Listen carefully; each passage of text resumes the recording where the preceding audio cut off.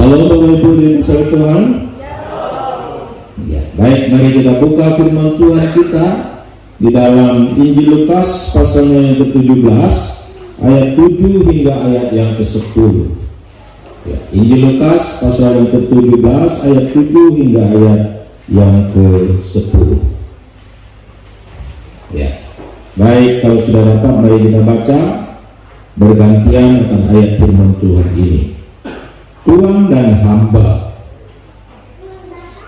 Siapa di antara kamu yang mempunyai seorang hamba yang membajak atau mengembalakan ternak baginya, akan berkata kepada hamba itu setelah ia pulang dari ladang, mari segera makan.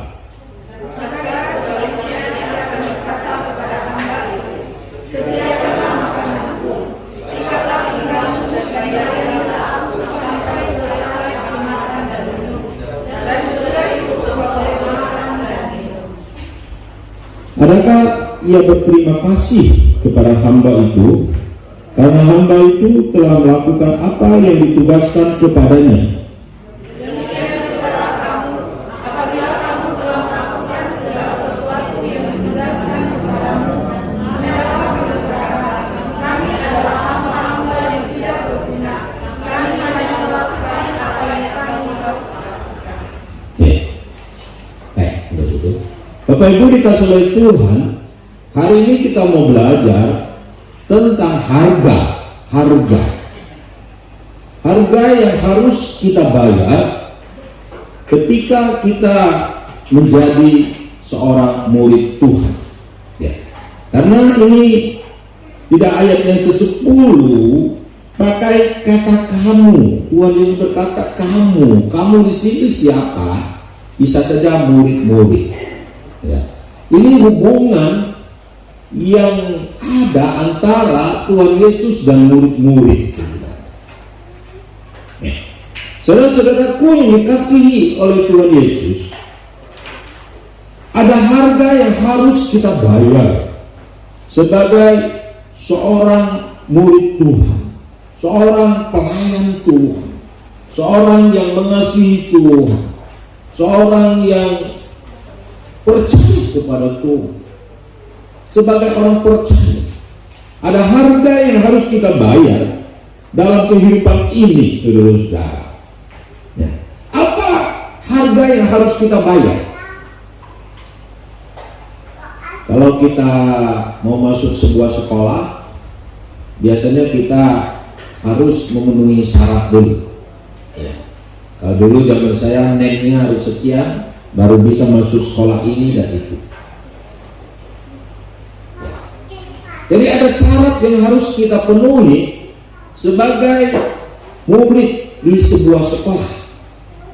Nah, sekarang bagaimana dan apa yang menjadi syarat dan apa yang harus kita bayar atau harga yang harus kita bayar sebagai seorang murid? Saudara-saudara, di sini kita melihat ada sebuah gambaran antara seorang hamba dan seorang tuan. Tuhan Yesus ingin memberikan sebuah gambaran melalui hamba dan tuan.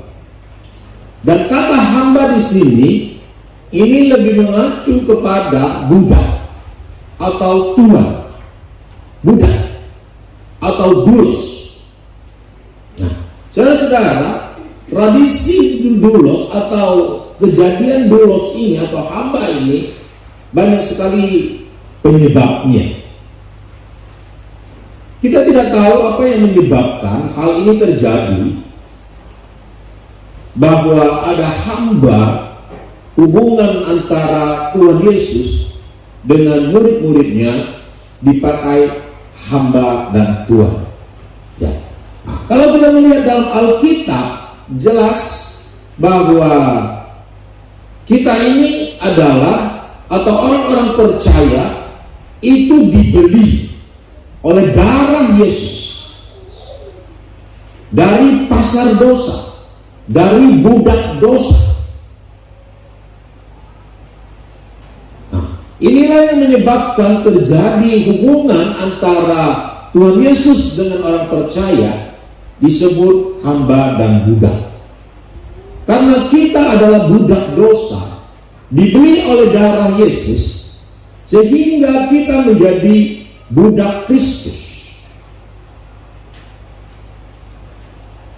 Saudara-saudaraku dikasihi oleh Tuhan Yesus, sebagai hubungan antara budak dan tuan, ada 4 hal yang kita ingin pelajari pada hari ini.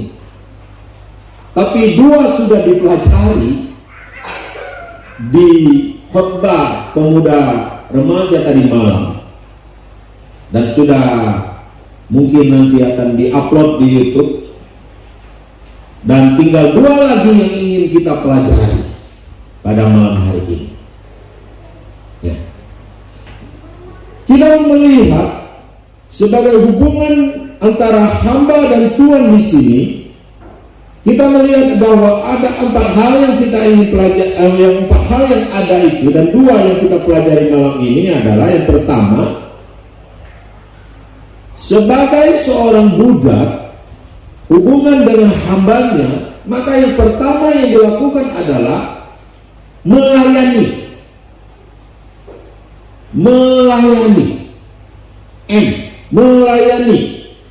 Melayani tuannya. Maka kita melihat di sini dikatakan, siapa di antara kamu yang mempunyai seorang hamba yang membajak atau mengembalakan bagi ternaknya akan berkata kepada hamba itu setelah ia pulang dari ladang, mari segera makan. Ini ada pengembalaan, ada pembajakan, dan juga di situ ada melayani tuannya ketika makan. Ini bersifat melayani. Ya, itu sudah dipelajari. Kemudian yang kedua, selain melayani, yang kedua adalah mengutamakan tuannya. Dikatakan dia harus melayani tuannya dulu, baru dia boleh makan.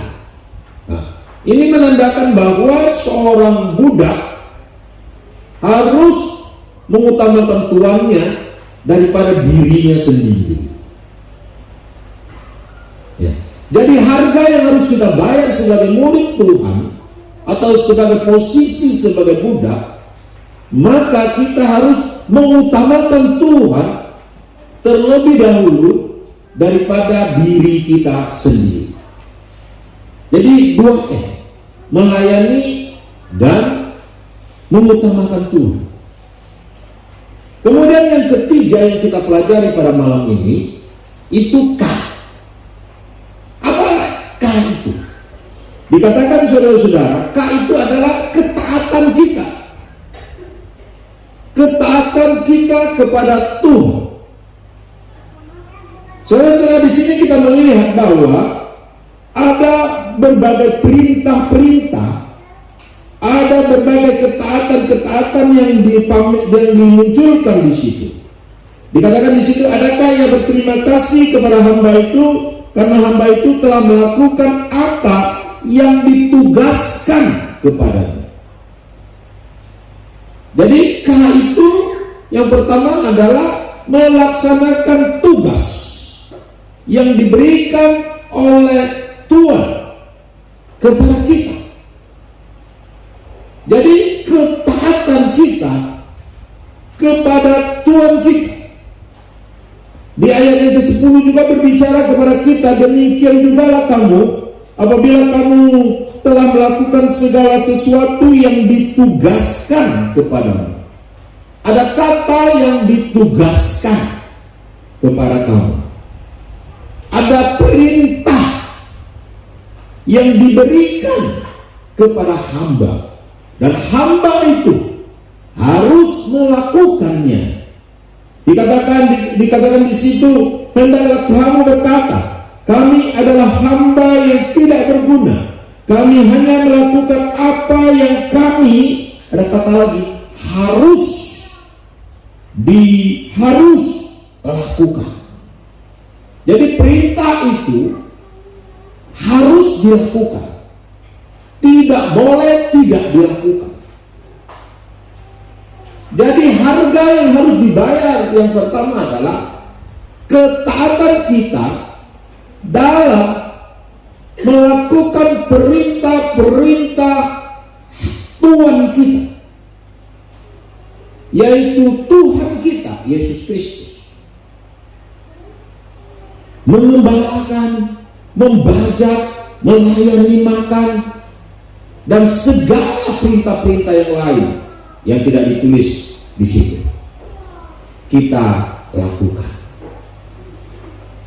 Jadi ini harga yang harus dibayar oleh seorang murid Tuhan.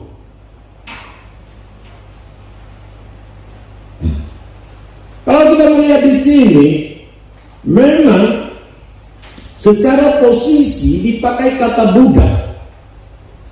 Tetapi kita ingat, Alkitab nggak bisa ditafsirkan hanya satu ayat. Tapi kita juga melihat bagaimana bagian-bagian lain Tuhan Yesus berkata, aku tidak lagi memanggil kamu sebagai budak,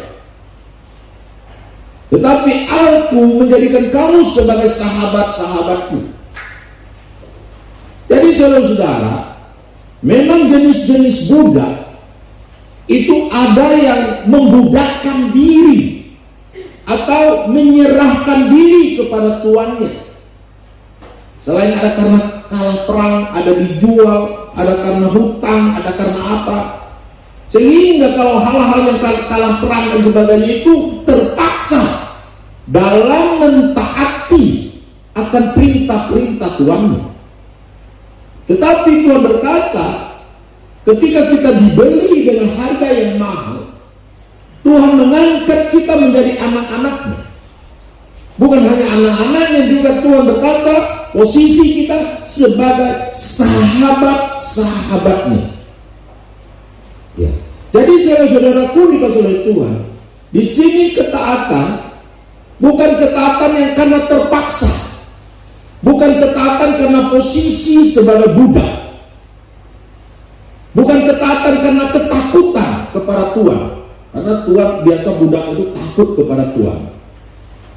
Tetapi ketaatan karena hubungan yang dekat. Karena dikatakan kalau sahabat tentu dekat, ya kan? Antar sahabat kita bisa curhat, kita bisa saling bergandengan tangan, saling berbicara, saling curhat-curhatan, saling membantu, saling menolong dan sebagainya. Seperti itu. Ada hubungan yang intim, yang indah. Jadi saudara-saudara, kita dengan Tuhan seperti itu. Ketaatan kita kepada Tuhan itu didasari dengan keintiman kita, hubungan kita yang begitu dekat dengan Tuhan, sehingga kita taat kepada Tuhan. Dan dengan kata lain, tentu dengan kasih kita taat kepada Tuhan.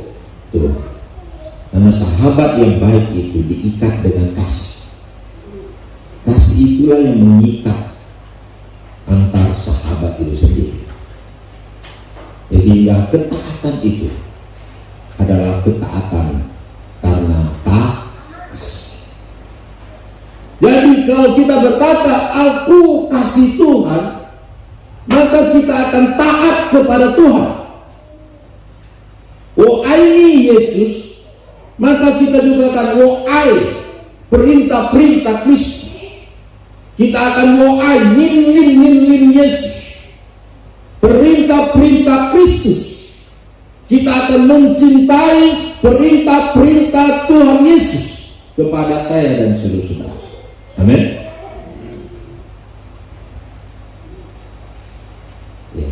Jadi ketaatan kita didasari dengan kasih, sehingga perintah-perintah Tuhan itu kita lakukan juga dengan kasih.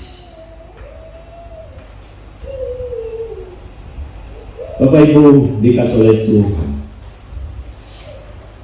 memang kita adalah manusia yang penuh dengan dosa. Kita juga bukan orang yang sempurna dalam mentaati firman Tuhan. Tapi ketika kita mengasihi Tuhan, maka kita akan melakukan perintah-perintah Tuhan dengan baik dan benar. Ketika Petrus bertemu dengan Tuhan Yesus, ketika Yesus dibangkitkan dari antara orang mati, apa kata Tuhan Yesus pada Petrus? Petrus, apakah engkau mengasihi aku? Dan Petrus akhirnya menjawab dengan kasih yang macam-macam. Tidak berani dengan kasih agape, tapi dengan kasih-kasih yang dibawa agape. Tapi akhirnya Tuhan Yesus berkata, gembalakanlah domba-domba. Yesus ingin Petrus melakukan pengembalaan dengan kasih Tuhan. Bagaimana dia mengasihi Allahnya, bagaimana dia mengasihi Yesus, seperti itu juga dia melakukan pengembalaan itu. Ketika dalam keluarga, Tuhan Yesus berkata, atau firman Tuhan berkata di dalam Efesus, bagaimana seorang suami mengasihi istrinya sama seperti Kristus mengasihi jemaatnya.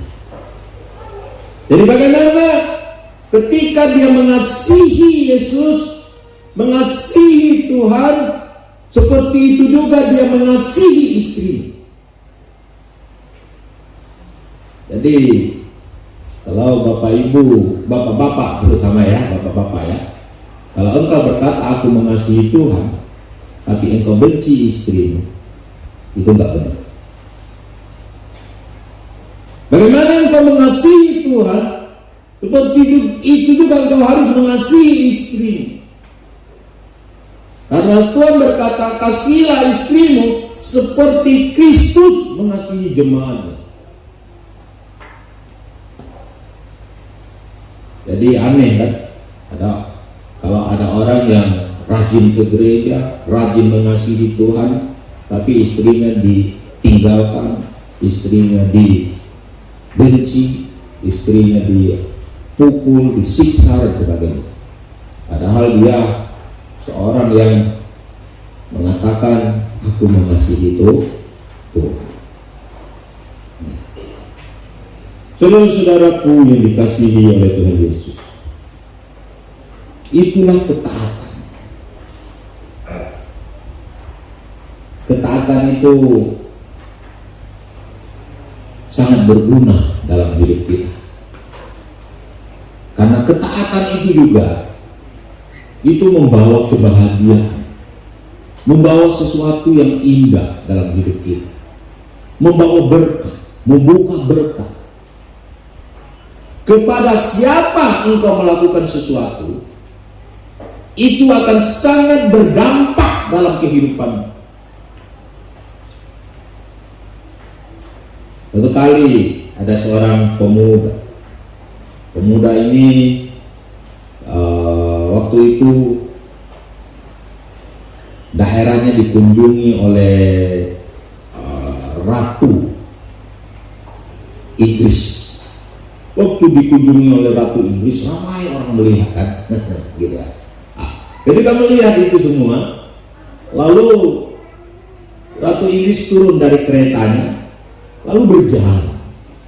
Waktu berjalan, tiba-tiba di depan ada lumpur. Ada lumpur yang bisa membuat sepatu ratu kotor dan sebagainya. Lalu pemuda ini dia nggak berani berteriak karena mungkin dianggap tidak sopan nanti. Tapi akhirnya dia membuka bajunya sendiri.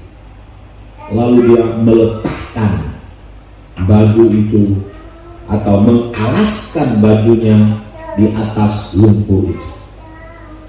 Setelah itu Ratu mau meleleh, tapi rupanya Ratu lihat gitu, dan Ratu tersenyum dengan pemuda ini. Dan ratu tidak jadi melewati tempat itu. Tapi efeknya adalah besok hari berbagai koran, berbagai berita memberitakan hal ini, dan pemuda ini menjadi sangat terkenal, dan akhirnya mulai saat itu dia menjadi berkat. Artinya dia diberkati oleh Tuhan secara luar biasa dalam kehidupan. Saudara-saudara, ketaatan kita adalah kepada Tuhan pencipta alam jagat raya. Saya percaya ketika kita sungguh-sungguh taat kepada Tuhan, maka efek dalam kehidupan kita akan sangat luar biasa. Amin. Beri semangat dulu. Memang kita adalah manusia yang tidak sempurna. Ada human error dalam hidup kita. Ada dosa. Makanya ada perjamuan kudus, kan? Makanya Yesus mati di atas kayu salib untuk menebus segala dosa-dosa kita. Karena kita adalah manusia yang tidak sempurna, manusia yang ada dosanya dalam hidup ini. Satu kali ada sekelompok anak-anak yang sedang bertemu dengan anjing kecil, dan mereka sedang berbincang-bincang, sedang sedikit bercekak-cekak mulut lah. Lalu lewatlah seorang pendeta di situ. Lalu pendeta mulai melelaikan mereka. Mengapa? Apa yang terjadi? Kata pendeta. Kami sedang memperebutkan anjing ini, karena semua anak ingin memelihara anjing ini. Lalu kami sedang memutuskan membuat sebuah perlombaan. Siapa yang bisa membuat kebohongan yang sangat besar, ya, maka dia akan memelihara anjing ini. Jadi lomba berbohong. Siapa yang berbohongnya besar, maka dia akan memelihara anjing ini. Pak pendeta akhirnya melelaikan mereka dan berkata seperti begini sama mereka. Anak-anakku, dulu ketika saya sebesar kalian, saya nggak pernah bohong. Ketika saya seperti kalian begini, saya tidak pernah bohong. Bohong itu adalah dosa. Jadi sepertinya pendeta ingin supaya tidak terjadi lomba bohong, gitu kan. Lalu anak-anak yang ada, apalagi anak yang pegang anjing itu, langsung lemes badannya. Mengapa? Pak pendeta, Bapak pendeta menang. Lalu anjing ini untuk Bapak pendeta pelihara, karena Bapak pendeta menang dalam lomba bohong. Mengapa, saudara-saudara? Siapa yang tidak pernah bohong? Walaupun dia anak kecil sekalipun, dia sudah bisa berbohong. Amin. Betul tak? Bayi saja pandai bohong. Saya kan sudah jadi bapak. Saya sudah pelihara anak 2 orang nih, sampai besarnya anak saya. Bayi itu pandai bohong. Ketika dia mau kencing, tiba-tiba nggak jadi kencing. Dia bohong kita mau kencing, tapi tak kencing. Ya, ini bapak-bapak yang sudah pelihara anak tahu lah, yang jaga anak tahu lah, bagaimana anak kecil yang bayi saja bisa kita tertipu sama dia. Tertipu sama dia. Bayi saja sudah bisa kayak gitu. Apalagi nanti dia makin dewasa. Pandai bohong. Nggak pernah diajar, tapi pandai bohong. Saudara-saudaraku dikasih oleh Tuhan, Dengan kenyataan seperti itu, bukan berarti kita lalu mempunyai alasan, saya ini penuh kelemahan, saya ini tidak bisa taat kepada perintah-perintah Tuhan. Tidak. Tapi kita tetap harus taat kepada perintah-perintah Tuhan dalam kehidupan kita. Apa yang Tuhan perintahkan kepada kita, mari kita lakukan. Itulah harga seorang murid Tuhan. Beri semangat. Yang kedua, saudara-saudara, yang kedua adalah kesetiaan. Ketaatan dan kesetiaan. Kesetiaan bukan hanya berbicara tentang sampai selesai melakukan sesuatu atau sampai akhir. Tidak. Bukan hanya itu. Tetapi kesetiaan mengandung pengertian juga bagaimana kita melaksanakan tugas, melaksanakan apa yang Tuhan perintahkan kepada kita dengan baik dan benar sampai selesai. Itu namanya orang yang setia kepada tugasnya. Saudara-saudara, kita lihat hamba ini membajak, hamba ini mengembalakan, dan tidak ada koreksi daripada tuannya.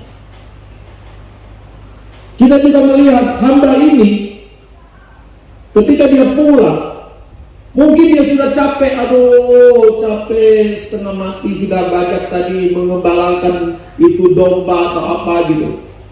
Tapi ketika tuannya berkata, ikatlah pinggangmu, dia mengikat pinggangnya, lalu melayani tuannya, menyediakan makanan bagi tuannya.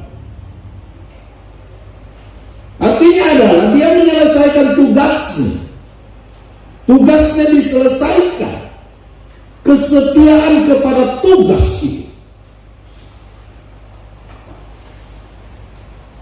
Dia tidak separuh-separuh. Ada orang yang ditugaskan, oh kamu jadi ini ya. Oh tiba-tiba ya awal pertama semangat. Sampai pertengahan tiba-tiba dia lempar. Tidak lagi melakukannya. Ini namanya orang tidak setia kepada tugasnya. Tetapi hamba ini setia kepada tugasnya sampai akhir. Setiap tugas yang diberikan itu sepertinya dilakukannya dengan sempurna. Tapi kita tahu manusia ada human error. Mungkin ketika melakukan tugas tidak sempurna penyelesaiannya, tidak sesuai dengan standar keinginan yang Tuhan inginkan. Tetapi enggak apa-apa, karena hati, motivasi, perbuatan sudah dilakukan untuk menyelesaikan tugas itu dengan baik dan benar. Amin. Walaupun dalam kenyataannya bisa saja ada yang salah dalam melakukannya. Lalu kali ada seorang anak kecil, dia bukan anak kecil lah, sudah cukup besar lah. Dia melihat bapaknya cuci mobil, atau dia sering melihat bapaknya cuci mobil. Itu kali dia melihat bapaknya itu capek sekali dalam tugas-tugasnya, tapi mobil bapaknya itu kotor. Lalu dia berpikir bagaimana saya menolong bapak saya, dan akhirnya dia mengambil sabun, mengambil air, mengambil pembersih dan sebagainya untuk membersihkan mobil bapaknya. Benar, akhirnya mobil itu dicucinya, lalu dibersihkan. Tapi apa yang terjadi, sudah? Selesai mobil disemprot, dikasih air, lalu dicuci segala macam, dia terkejut. Kenapa? Mobilnya bukan tambah bersih, mobilnya tambah hancur, karena dia pakai sabut yang keras.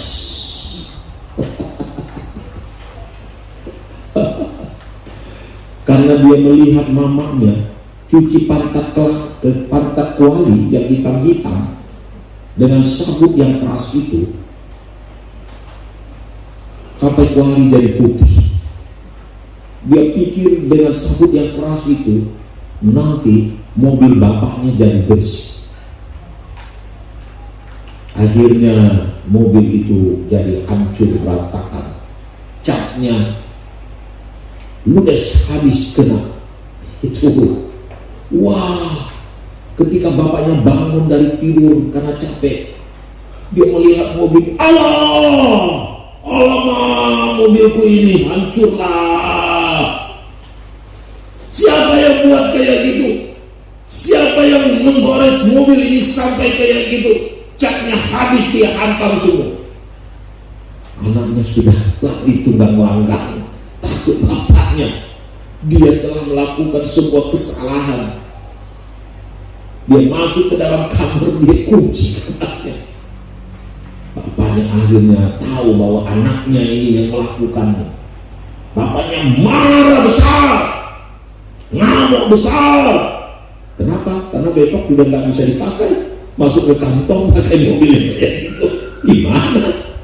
Bukan hanya itu, nanti lagi bokeh, duit kosong, ini mau perbaiki mobil, mau dicat lagi mobilnya, disemprot lagi, berapa banyak duit harus habis. Akhirnya dia ketok pintu anaknya, dia paksa anaknya keluar. Akhirnya anaknya keluar, dan anaknya akhirnya diinterogasi oleh bapak. Mengapa kamu lakukan seperti ini? Kenapa kamu hancurkan mobil bapak seperti begini? Lalu anaknya menjawab dengan gemetar dan takut, sudah mau dipukul sama bapak.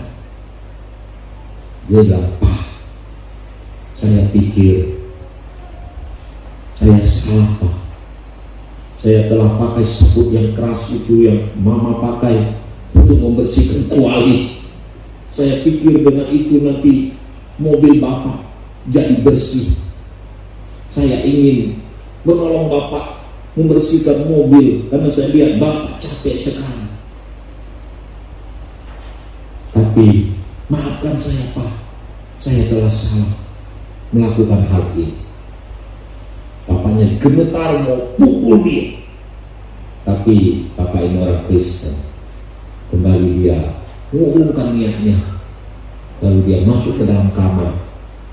Dia berdoa, Tuhan, apa yang harus saya lakukan terhadap anak ini?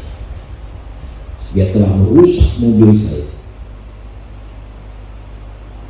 Tapi Roh Kudus berbicara kepada dia, anak ini telah melakukan yang terbaik. Dia telah menolong engkau, tapi walaupun dia salah, maafkan dia. Tidak perlu kamu pukul dia. Dia telah melakukan hal yang baik untuk engkau sebenarnya. Hati dan motivasinya benar, tidak salah. Walaupun tindakannya salah, karena dia masih anak-anak yang tidak mengerti proses bagaimana membersihkan mobil itu sebenarnya. Akhirnya bapak itu kembali kepada anaknya, dan dia memeluk anaknya dan minta maaf kepada anaknya karena dia telah berlaku kasar kepada anaknya. Dia tahu bahwa anaknya telah berbuat yang terbaik untuk dia. Dan akhirnya dia berkata, anakku, mobil bisa diperbaiki. Papa tidak akan mau engkau kehilangan. Papa tidak mau hubungan Papa dengan engkau dicoreng karena mobil ini. Saya tahu engkau sudah melakukan yang terbaik untuk Papa. Saudara-saudaraku dikasih oleh Tuhan, dalam ketaatan penting motivasi yang benar. Walaupun kadang-kadang ada kesalahan sana sini, kegagalan sana sini dalam mentaati perintah Tuhan. Amin. Beri semangat dulu. Yang terakhir kita melihat kesetiaan. Ya. Bagaimana kesetiaan itu dilakukan? Bagaimana kita melakukan segala sesuatu dengan setia sampai akhir? Ya. Sampai akhir kita melakukan. Bukan separuh-separuh melakukan. Mengikut Yesus keputusanku, mengikut Yesus keputusanku, mengikut Yesus keputusanku, ku tak ingkar, ku tak ingkar. Meski sendiri tetap ku ikut, meski sendiri tetap ku ikut, meski sendiri tetap ku ikut, ku tak ingkar, ku tak ingkar. Kesetiaan memang dibuktikan dengan bagaimana kita melakukan tugas kita, melakukan ketaatan kita, mendekati sempurna mungkin dengan bahasa seperti itu. Tapi juga kesetiaan, ketaatan kita juga sampai kepada akhir hidup kita, sampai Tuhan memanggil kita. Amin.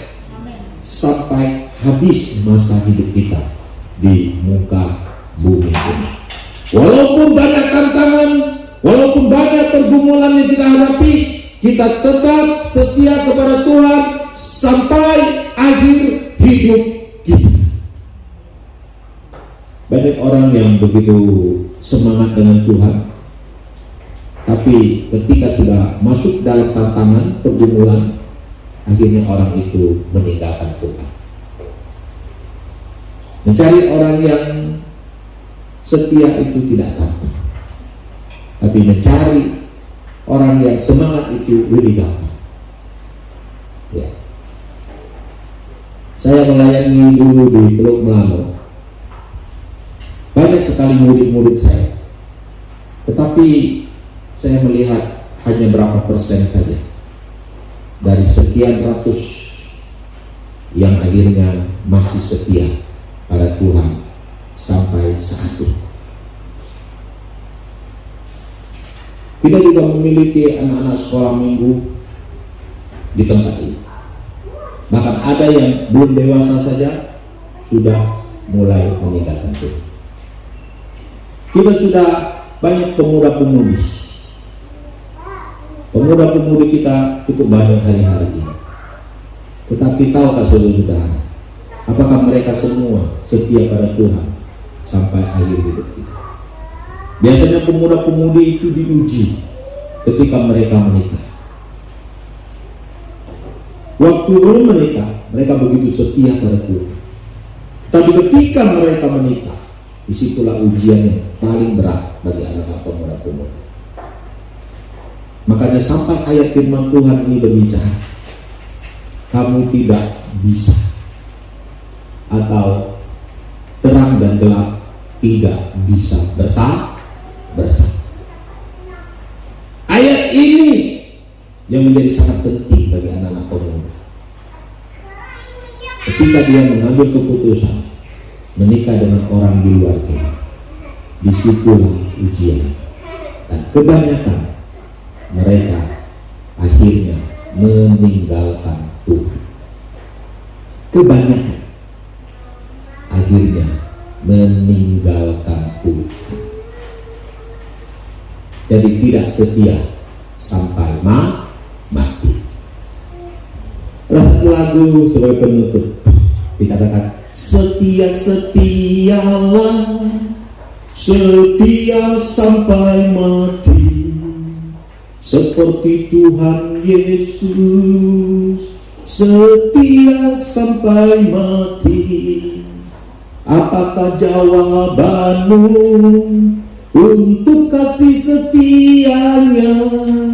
Setia-setialah, setia sampai mati. Jadi hari ini kita belajar ketaatan dan kesetiaan.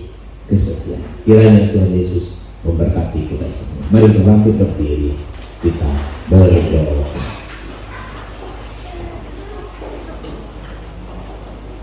Minta Ibu Yanti tutup kita.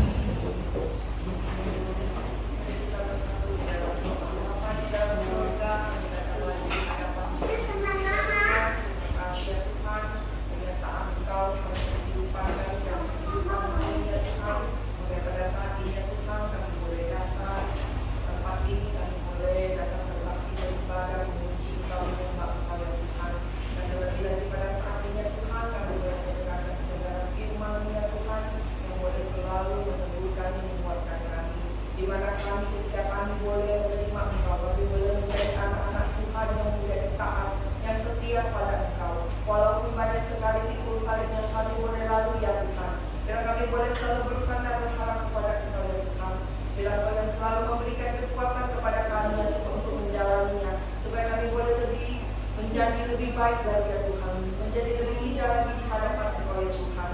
Terima kasih ya Tuhan, dalam firman-Mu kami boleh terima ya Tuhan, kami boleh laksanakan dalam kehidupan kami sehari dan sehari ya Tuhan. Berkati hamba Tuhan yang sudah menyampaikan kepada firman-Mu, sampai kepada keluarga beserta istri dan anaknya Tuhan, Rasulullah berkati dimanapun mereka berada. Kami menyerahkan ya Tuhan, hanya di dalam nama Tuhan Yesus kami berdoa dan mengucap syukur. Haleluya. Amin. Silakan duduk, Cangcok.